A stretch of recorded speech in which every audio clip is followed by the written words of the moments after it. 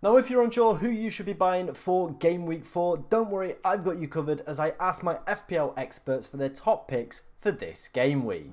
Starting off with our two first players that were recommended by some of my FPL experts. It is Robertson and it is Trent Alexander-Arnold. Two, I think, fantastic assets to be picking up, to be honest. I've covered them quite a lot in my transfer targets videos, in some of the wildcard videos as well. If you look at the Liverpool fixtures coming up, it's a great run, to be honest, the next 5 fixtures. You know, the next 2 especially, both home fixtures as well. If you also look at the 11-5 data for clean sheets over the next few weeks, as you can see, Liverpool are one of the top teams projected to do quite well over that period. Both players as well are extremely attacking, as we can see from their underlying data that they've managed to pick up. And I think, you know, watching them in the games as well, you can see what both of these players do offer from an FPL perspective. Now, I wasn't expecting Robertson to be as far forward as he has been over the the opening couple of game weeks. He seems to just be getting in the box, and as you can see, he's now having more shots than Trent in the box as well.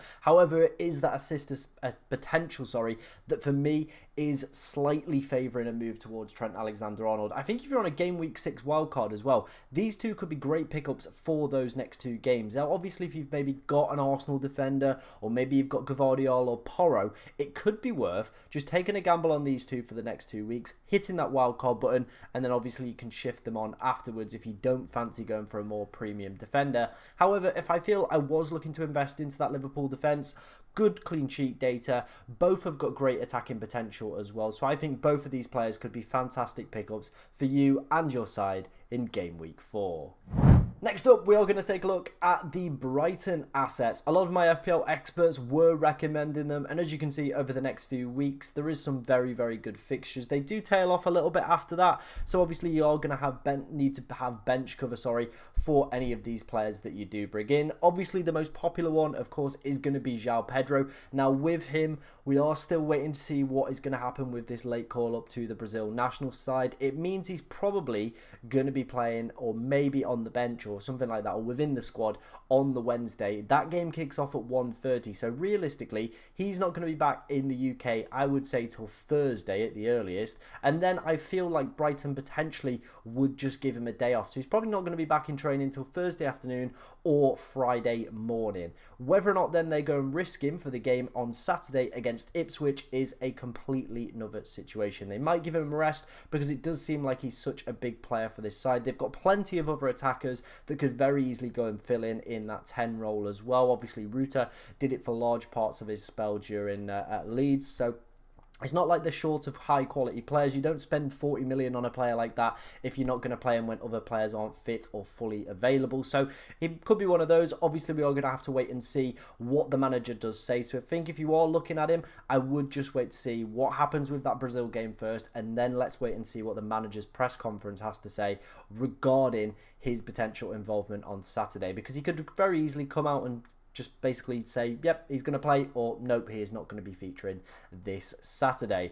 Danny Welbeck is a really, really good alternative. Otherwise, the numbers that he's been putting up have been pretty good. As you can see on here, the second best expected goal involvement over the opening 3 game weeks as well. Predicted points are a little bit low, but I imagine that is mainly down to insecurity of minutes. And I feel with Evan Ferguson obviously coming back on international duty and now probably going to start to play some games for Brighton, we will see more reduced minutes for Danny Welbeck. However, I probably would say I still expect him to start the next 2 and maybe see some early substitutions though. So I probably would avoid him for me personally, especially with Evan Ferguson now starting to work himself back up to full match fitness, and probably going to be a reduction in Danny Welbeck's minutes. But he has started the season superbly, and I do think he'll definitely get the next 2 games. So if you are looking for maybe a short-term punt and João Pedro isn't available, maybe after some of the manager's press conferences, Welbeck could be a great shout in that regard. Dunk, I think, is a very solid 4.5 million defender. Brighton for the next 2, they've got pretty good clean sheet data odds as well from 11-5, so I'd back them to do quite well. And if I'm on a wild card, I think he could be a decent pickup, rotating with other 4.5 million defenders as well. Then we've got Minter and Matoma. Now, as you can see, there's not too much discrepancy between the two of them, and you're paying 1.1 million for the difference. I feel that is the more secure minutes that you're definitely paying for. However, there just doesn't seem like it's a huge gap, to be honest, and maybe not worth it for me personally to be paying such an extreme margin difference for the two players when you could very easily go and get Minter for cheap. And I think he's still looked exceptionally good as well. So I think for me, I would rather save the money. I would rather go for that 5.5 million option. The data's not too different. The predicted points are slightly better for Matoma. However, is it worth that extra 1.1 million? Not for me, in my personal opinion, but I think he's still a pretty decent pickup if you did want to go for him. I feel if I had to pick, though, between the two right now, I would be selecting Minter. So some great suggestions here again from my FPL experts. I'm a big fan of this Brighton run coming up, especially the next two games, and definitely a team I would be keeping a very close eye on.